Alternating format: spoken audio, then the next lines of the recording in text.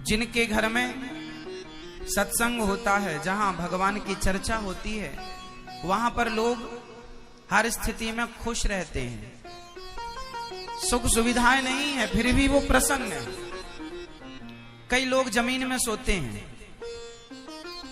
घास की झोपड़ी में रहते हैं, लेकिन वो महलों में रहने वालों से ज्यादा खुश रहते हैं। आपने देखा कुछ लोग जमीन में सोते हैं, सोने के लिए तखत भी नहीं है, पलंग गद्दा कुछ नहीं है बड़ा मोटा, जमीन पे सो जाते हैं। बोरा, बोरा जानते हैं, ये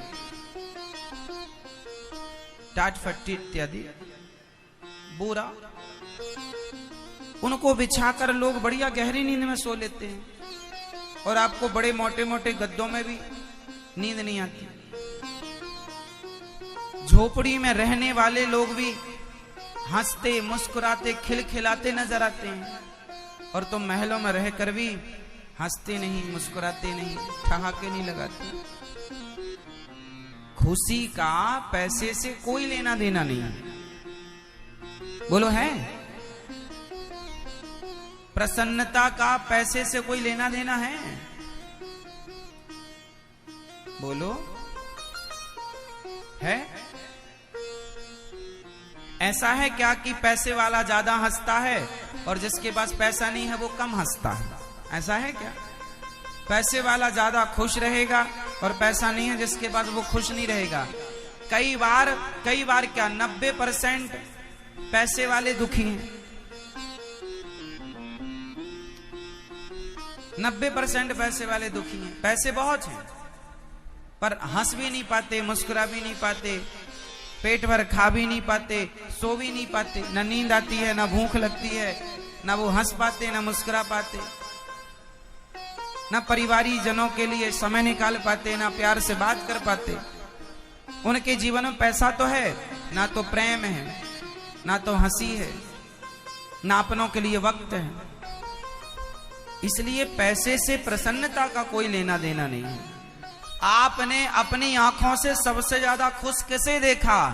बच्चों को। जितने खुश बच्चे होते हैं, बच्चे रहते हैं, उतना खुश आपने किसी को इतना खुश नहीं देखा होगा जितने खुश आप जब बच्चे थे ना, तो आज से ज्यादा खुश तब थे जब आप बच्चे थे।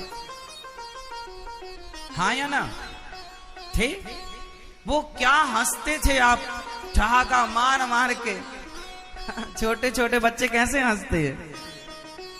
वो हंसते ही रहते हैं। उन्हें तो बस जरा जरा सी बात में माँ जरा सा गुदगुदा दे तो हंसने लग जाते हैं।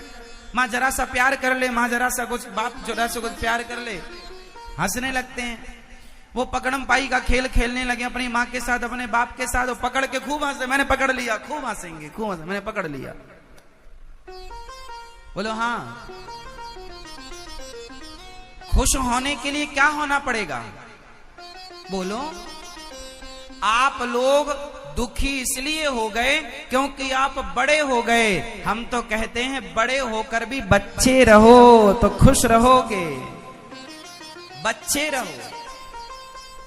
ये तुम्हारी वीआईपी गिरी ना किनारे रखो और बच्चे बनो। जिंदगी को एंजॉय करना है, आनंद लेना है, तो वीआईपी बन के नहीं ले पाओगे। बच्चे, छोटे छोटे बच्चों से सीखो। खुश रहने का फॉर्मूला उन बच्चों के पास, हर बात में वो प्रसन्न होते हैं।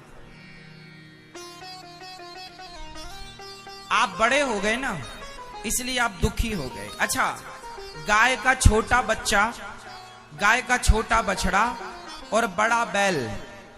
गाय का छोटा बछड़ा क्या पीता है? जोर से दूध। और वही जब बड़ा हो जाए तो क्या खाता है? भूसा। हरी घास ज्यादा दिन नहीं मिलती, भूसे से गुजारा करना पड़ता है। तो सुनो, छोटे बछड़े पय पिए, बड़े हों या भूस खाएं। छोटे छोटे बछड़े दूध पीते हैं और वही बड़े हो जाएं तो भूसे से लग जाते हैं। छोटे रहोगे तो दूध मिलेगा और बड़े बन जाओगे तो भूसा मिलेगा। इसलिए आप लोग भूसे से लगे हैं, इसलिए हंसी खुशी सब गायब है, भूसे से लग गए। छोटे रहेंगे तो खुश रहेंगे, प्रसन्न रहेंगे, इसलिए छोटे रहो। हनुमान जी लंका गए, बड़े बनकर गए, छोटे बनकर गए। हाँ, अति लघु रूप पवन सुत लयाऊं, मसक समान रूप कपि धरी। हनुमान जी के बारे में लिखा जब वो लंका गए तो छोटे छोटे बनकर जाओगे तो दूध पियोगे। गाय छोटे बच्चे से ज्यादा प्यार करती है, उसे ज्यादा लाड़ लड़ाती, ज्यादा चाटती है। बड़ा बैल हो जाओ उसे नहीं चाटती। तो भगवान तो कहते हैं सदा छोटे रहो, सदा सदा छोटे रहो। आप बड़े बनने की आज 100 में से 99 लोग, 100 में से 99 नहीं, 100 की 100 लोग आज बड़े बनने के पीछे भाग रहे। बड़े बनो, हमने कब मना किया? बड़े बनना है आपको, लेकिन बड़े होकर भी अपना बड़प्पन तो आपके अंदर तब माना जाएगा ना जब आप बड़े होकर भी छोटों का आदर करें और छोटे से रहें, तब तो आप बड़े हैं। अब आजकल आदमी बड़ा होता है ना, पर छोटा नहीं होता।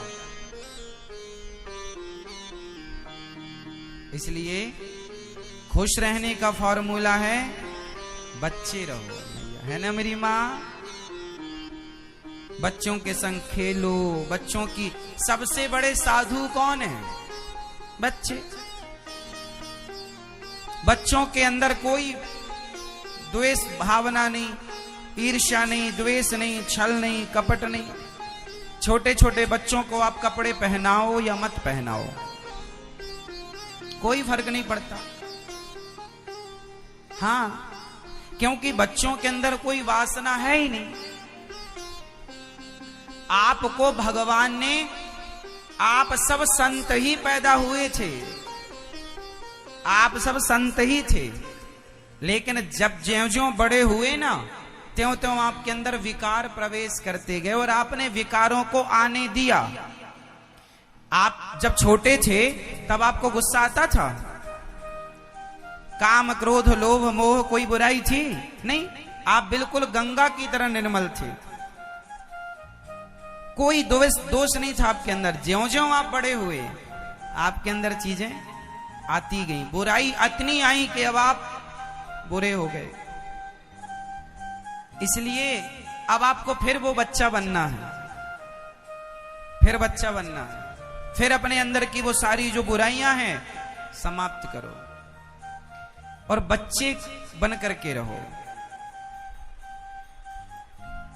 आपको बड़ा नहीं होना, आपको छोटा होना है, छोटे से बच्चे की तरह। जैसे छोटे सा बच्चा, उसे आप एक थप्पड़ मारो गाल में, रोएगा, और थोड़ी देर बाद कहो आजा मेरी गोद में, चल घुमाने ले चलते, तुरंत आ जाएगा।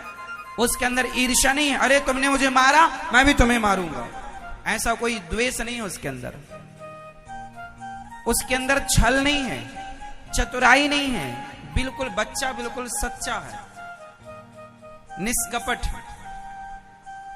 जरा बताओ वो निष्कपटता, वो निश्चल भाव आपके अंदर है क्या? बच्चे टाइप का है ना? नहीं? अच्छा, जब आप बच्चे थे ना तब आपके पास इतनी बुद्धि नहीं थी जितनी बुद्धि आज है, इतनी समझ नहीं थी, और समझ जब आई तब तक आपका लड़कपन खत्म हो गया। अब आपको एक काम करना है कि समझ तो ऐसी चाहिए जैसी आज है, पर भाव वो बच्चे वाला चाहिए, भाव बच्चे वाला चाहिए। अब बड़े बड़े साधु, जब हमारे पास अक्ल नहीं थी तब हम कपड़े नहीं पहनते थे, छोटे से थे, कोई छल नहीं, द्वेष, तब हमें पता ही नहीं था कि भगवान क्या होते हैं। संसार में आए क्यों? जब हमें ज्ञान नहीं था, और जब तक ज्ञान हुआ तब तक आयु ज्यादा हो गई, बुराइयों ने डेरा जमा लिया। अब हम मन को वश में करते हैं, मन वश में नहीं होता। इसलिए आप लोग एक छोटा सा काम करो कि आपकी बुद्धि, आपका विवेक तो बड़ों की तरह हो, पर भाव बच्चों की तरह हो।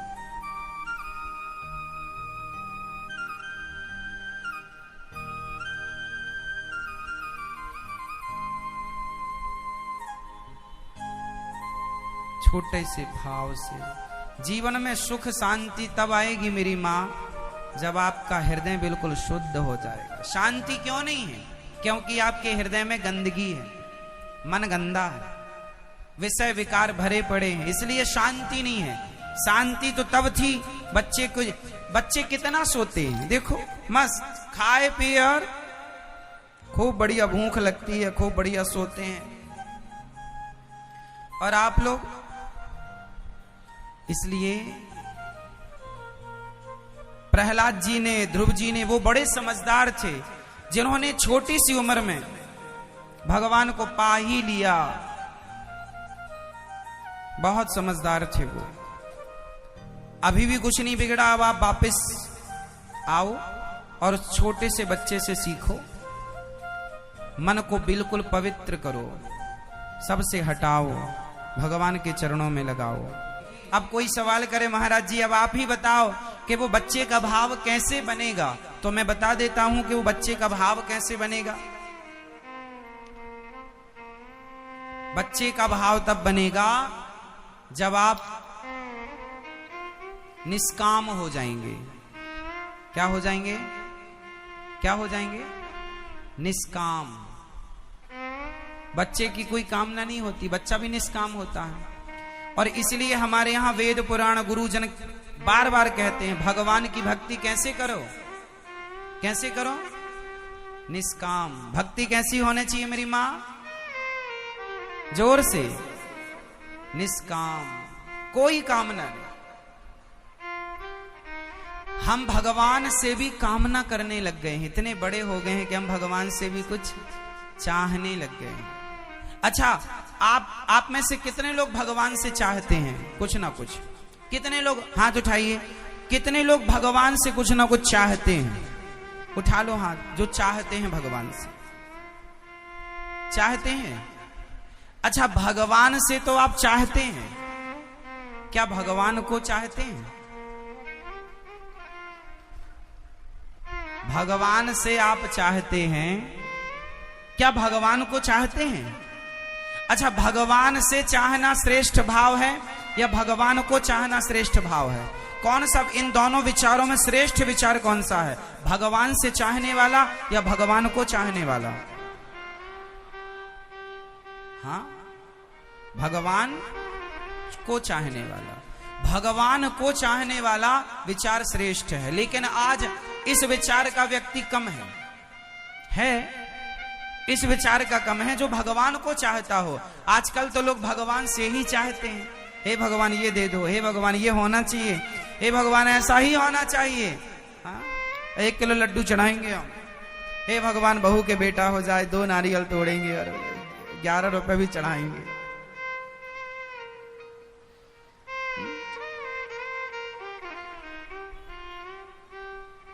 तो भगवान से चाहने वाले बहुत हैं।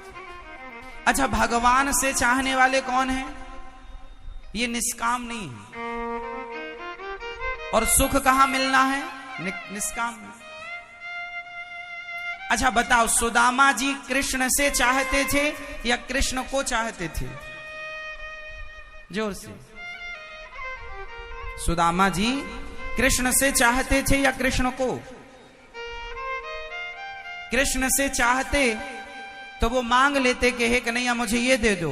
पर सुदामा जब द्वारिका गए तो सुदामा कृष्ण से कुछ लेने नहीं गए, अपनी हैसियत, अपनी औकात के अनुसार 4 मुट्ठी चावल देने के लिए गए थे कि प्रभु लाया हूं देने, लेने नहीं आया। तो वो कृष्ण से नहीं चाहते थे, वो कृष्ण को चाहते थे। मीराबाई कृष्ण से नहीं चाहती थी। मीरा ने कृष्ण से नहीं चाहा, मीरा ने कृष्ण से नहीं चाहा, उन्होंने कृष्ण को चाहा। और आज का आदमी कृष्ण से चाहता है कृष्ण को, राम से चाहता है राम को। सबरी माता ने राम से चाहा या राम को चाहा? जोर से। सबरी मां ने राम से चाहा या राम को चाहा? राम को चाहा। और आप राम से चाहते हैं या राम को चाहते हैं? बताओ, आप अपने आप से पूछ कर बताइएगा। ये उत्तर आप अपने आप को दीजिएगा, हमें नहीं। हम क्या करेंगे उस उत्तर का? ये तो आप अपनी अंतरात्मा से पूछिए कि आप भगवान से चाहते हैं या भगवान को चाहते हैं।